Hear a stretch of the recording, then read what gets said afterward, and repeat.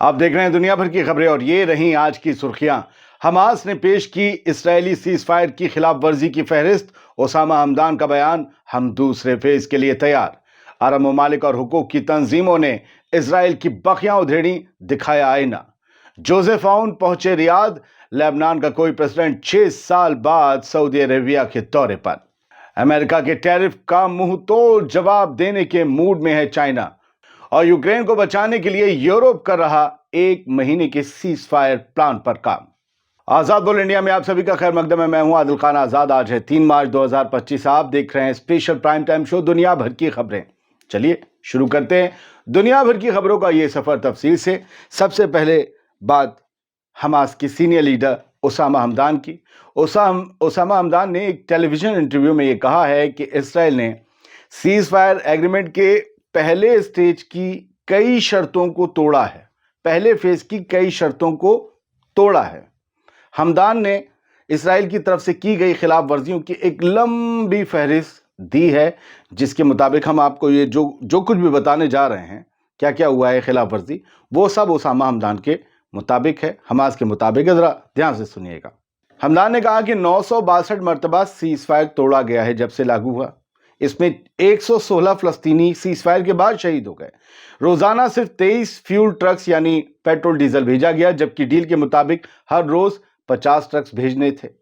تجارتی fuel imports کی اجازت نہیں دی گئی، جبکہ یہ پہلے طے تھا۔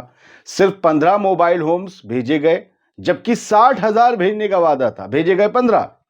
ملبہ ہٹانے کے لیے صرف 9 ہیوی مشینز دی گئیں، جبکہ کم از کم 500 ضروری تھیں، 500 مشینیں ضروری تھیں، بھیجی گئی 9۔ عمارتی سامان یعنی کہ تعمیر کے، کنسٹرکشن کے اور میڈیکل ایکوپمنٹ پر پابندی رہی۔ بجلی کے لیے ضروری پاور اسٹیشنز کو دوبارہ چالو کرنے کی اجازت نہیں دی گئی۔ اسامہ حمدان نے اس کے آگے کہا کہ حماس سیز فائر ڈیل کے لیے کمیٹڈ ہے۔ سینئر حماس آفیشل اسامہ حمدان نے کہا کہ ان کا گروپ اپنے وعدے پر پورا اتر رہا ہے۔ اسرائیل کے وائلیشنز کے باوجود حماس نے معاہدے پر بر وقت اور مکمل عمل کیا ہے۔ حماس چاہتا ہے کہ ڈیل اپنے دوسرے مرحلے تک، دوسرے فیز تک پہنچے تاکہ مناسب حل نکالا جا سکے۔ اس کے علاوہ اپنی صفائی دینے یا اپنا ارادہ بتانے کے علاوہ اسامہ حمدان نے اسرائیل پر اور بھی الزام لگائے۔ حمدان کا کہنا ہے کہ اسرائیل نئے آپشنز لا کر، نئی شرطیں لا کر معاملات کو پیچھے لے جا رہا ہے، اور پہلا فیز ایکسٹینڈ کرنا اصل معاہدے کے خلاف ہے، لہٰذا ہم اس پر راضی نہیں۔ انہوں نے کہا کہ نیتن یاہو اس معاہدے کے ناکام ہونے کے ذمہ دار ہوں گے، جو اسرائیلی ہوسٹیجز کے حالات کو بھی متاثر کرے گا۔ بڑھتے ہیں اگلی خبر کی طرف۔ عرب ممالک اور حقوق کی تنظیموں نے اسرائیل کی بخیاں ادھیڑ کر رکھ دی ہیں۔ اسرائیل کے غزہ میں مدد روکنے کے فیصلے پر ایجپٹ، قطر، سعودی عربیہ اور جارڈن نے شدید مذمت کی ہے۔ ان ممالک نے کہا ہے کہ یہ سیز فائر اور بین الاقوامی قانون کی خلاف ورزی ہے، کیونکہ بھوک کو ایک ہتھیار کے طور پر استعمال کیا جا رہا ہے۔ ایجپٹ نے کیا بیان دیا، ذرا اسے سمجھیے گا۔ یہ آفیشیل بیان ہے، ہم نے اس سے پہلے بھی آپ کو 1-2 ممالک کی باتیں بتائی تھی۔ ایجپٹ کی منسٹری آف فارن افیئرز نے کہا ہے کہ مصر انسانی مدد کو روکنے اور بارڈر کراسنگز کو بند کرنے کے اسرائیلی فیصلے کی سخت طور پر مذمت کرتا ہے۔ مصر نے کہا کہ 4 جنیوا کنونشن 1949 کے مطابق جنگ کے دوران سویلینز کے حقوق کی حفاظت کرنا ضروری ہوتی ہے۔ آپ کی جنگ فوج سے ہے، عوام سے نہیں ہے، عوام کو بھوکا کیوں مار رہے ہو؟ ایجپٹ نے کہا کہ اسرائیل کا یہ قدم قانونی اور مذہبی دونوں اصولوں کے بھی خلاف ہے۔ بڑھتے ہیں آگے سر۔ قطر نے اسرائیل اور یو ایس کے نئے ہوسٹیج پلان پر اعتراض جتایا ہے۔ قطری حکومت کے سینئر آفیشل ہیں ماجد الانصاری۔ انہوں نے کہا ہے کہ اسرائیل اور امریکہ کا نیا ہوسٹیج پلان کامیابی کے امکانات نہیں رکھتا ہے۔ ان کا کہنا تھا کہ جو فریم ورک جنوری مہینے میں سائن ہوا تھا، اسی کو فالو کرنا بہتر ہوگا تاکہ سیز فائر برقرار رہے اور ہوسٹیجز کی رہائی بھی ہو سکے۔ الانصاری نے کہا کہ ابھی بہت سی نئی تجاویز دی جا رہی ہیں، مگر ہمیں امید ہے کہ سیز فائر کا اگلا فیز شروع ہوگا اور اس فیز 2 کی تیاری بھی بہت جلد شروع ہوگی۔ اگر قطر اس طریقے کی امید جتا رہا ہے، اٹ مینس کہ کوئی سالڈ بات کی جا رہی ہوگی فیز 2 کو شروع کرنے کی۔ बात लेबनान की। लेबनान का कोई प्रेसिडेंट 6 साल बाद सऊदी अरेबिया के दौरे पर गया है। लेबनान के प्रेसिडेंट जोसेफ आउन मंडे को पीर को रियाद पहुंच गए, जो 6 साल बाद किसी भी लेबनीज सरबराह का पहला सऊदी दौरा है। किंग खालिद इंटरनेशनल एयरपोर्ट पर उनका प्रिंस मोहम्मद बिन अब्दुर्रहमान के साथ ही सऊदी और लेबनीज एम्बेसडर्स ने इस्तकबाल किया। आप सोच रहे होंगे मैं ये क्यों बता रहा हूं कि किसने किया। जरा सुनिए किस लेवल के लोगों ने किया, जिनका नाम आपने नहीं सुना होगा। लेबनान में जो सऊदी का एम्बेसडर है वो मौजूद था, सऊदी में जो लेबनान का एम्बेसडर वो मौजूद था, एक प्रिंस मौजूद थे। लेकिन मैंने कुछ और भी देखा। मैंने एयरपोर्ट के फोटो को गौर से देखा तो उनके लिए गर्मजोशी के सिंबल के तौर पर कोई लाल कालीन नहीं बिछाया गया था, बल्कि अमन की निशानी सफेद रंग की मैट बिछाई गई थी। अब इनका क्या पंगा है सऊदी अरब से जो सफेद बिछा, खैर छोड़ो। ऑन ने सऊदी अरेबिया के लेबनान के लिए किरदार को सराहा और दोनों मुल्कों के दरमियान रिश्ते मजीद मजबूत करने की उम्मीद का इजहार किया। उनका कहना था, मैं क्राउन प्रिंस मोहम्मद बिन सलमान के साथ आज रात होने वाली मुलाकात का मुंतजिर हूं बेसब्री से। अब उस मुलाकात में जो भी बात होगी वो हम आपको कल बताएंगे, अगर सऊदी अरब से सामने आई तो। चाइना अमेरिका के नए टैरिफ्स पर जवाब देने की प्लानिंग कर रहा है और ये जवाब मुंहतोड़ होगा, माकूल होगा। चाइना मंगल से लागू होने वाले नए यूएस इंपोर्ट टैरिफ्स के खिलाफ जवाबी इक़दाम देने की तैयारी कर रहा है, जिसमें अमेरिकन एग्रीकल्चर एक्सपोर्ट्स को निशाना बनाने का इम्कान है। एग्रीकल्चर, खेती बाड़ी से जुड़े हुए एक्सपोर्ट्स। डोनाल्ड ट्रंप ने पिछले हफ्ते चाइना पर एक्स्ट्रा 10% ड्यूटी लगाने की धमकी दी थी, जिससे कुल टैरिफ अब दोगुना होकर 20% हो जाएगा, पहले से ही 10 था। अमेरिकी सदर ट्रंप ने चाइना पर फेंटेनाइल की स्मगलिंग को रोकने का इल्जाम लगाया, इल्जाम लगाया कि भाई ये रोक ही नहीं रहे हैं उसकी स्मगलिंग, जिस पर चाइना ने इस धमकी को ब्लैकमेलिंग करार दिया है।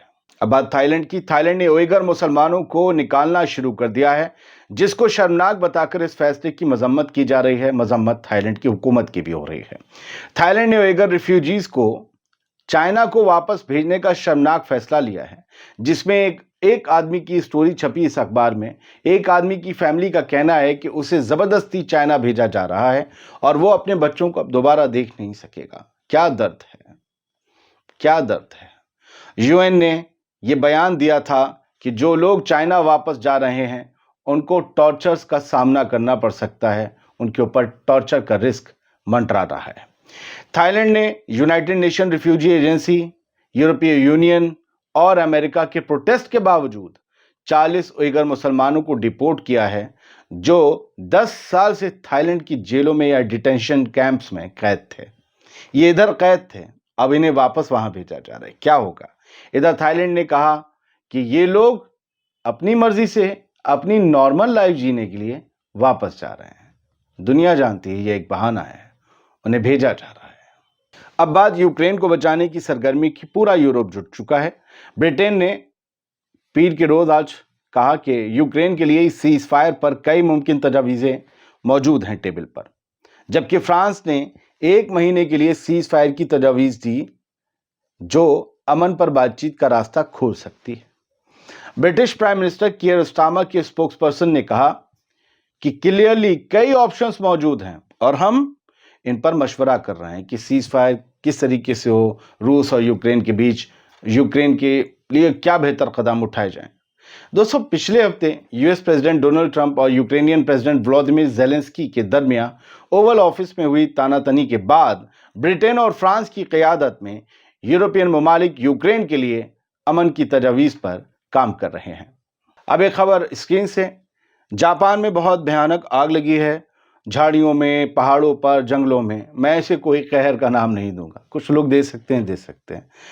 1700 फायर फाइटर्स जुटाए गए हैं, लगाए गए हैं मौके पर, 1700 फायर फाइटर्स, और वो आग बुझाने में जुटे हुए हैं। और इस आग ने, जब तक ये खबर लिखी गई अलमायदीन की, 2100 एकड़ की ज़मीन पर लगी जो भी पेड़ वेड़ वगैरह जो भी थे वो सब तबाह कर दिए, बर्बाद कर दिए, झुलसा कर राख कर दिए। ये एक कुशीरो इलाका था, उसमें आग लगी है। बताया गया होक्काइडो फॉरेस्ट था, 1992 में जला था, उससे भी बड़ी ये आग बन गई है। तब 1030 एकड़ में आग लगी थी और अब 2100 एकड़ سے بھی زیادہ پار ہو چکی، کیونکہ خبر چھپے اور مجھے پڑھے دیر ہو گئی۔ بہت بہت شکریہ۔ دنیا بھر کی خبریں، مجھے لگا بہت تیزی سے بہت ڈھیر سی خبریں دینے کا یہی طریقہ ہے کہ مین خبریں اٹھا لی جائیں اور آپ کو دے دی جائیں۔ دیر ویر ہو تھوڑا معاف کر دیجیے گا، رمضان شریف بھی ہیں اور خبریں سٹیک طریقے سے دینے میں دیر لگ جاتی ہے۔ سلامت رہیے، خوش رہیے، اور ہاں ایک التجا یہ ہے کہ جنہوں نے سبسکرائب نہیں کیا ہے چینل کر لیجئے، کیونکہ بھائی آپ لوگ دیکھ رہے ہیں اور آپ لوگ بھی سوال کرتے ہیں کہ سبسکرائبر کیوں نہیں بڑھ رہے آپ کو، تو اب تک وہاں اس مائل سٹون تک ہونا چاہیے۔ تو ہم بتا دیں کہ بھائی جتنے بڑھتے ہیں، مطلب 100 بڑھے تو ہم نمبر نہیں لیں گے، بہت سے گھٹ جاتے ہیں، اس سے کم گھٹتے ہیں لیکن گھٹ جاتے ہیں۔ کیوں ہو رہا ہے ہم نے کل بھی کہا تھا، پتہ نہیں۔ تو سبسکرائب کر لیجئے، شیئر ویئر کریے، جو ہم نہیں کہتے تھے ہمیشہ شرما کے۔ اچھا، اور دوسری بات یہ کہ ہیڈ لائنز شو شام میں لاتے ہیں، تو یہ آ جائے تو اسے دیکھنا مت بھولیے، کیونکہ ہم خبر کبھی ریپیٹ نہیں کرتے، اس میں اور اہم خبریں ہوں گی، تو اسے بھی ضرور جا کر ہیڈ لائن شو کو دیکھا کریں۔ میں جانتا ہوں وقت کم ہوتا ہے آپ لوگوں کے پاس قیمتی، لیکن میں آپ لوگوں سے آپ کی محبت کا مشکور ہوں، تو یہ گزارش تو کر ہی سکتا ہوں، مجھے پتہ ہے آپ مانیں گے۔ بہت بہت شکریہ، سلامت رہیے، خوش رہیے۔ آزاد بول انڈیا آپ کا چینل ہے، دیکھتے رہیے۔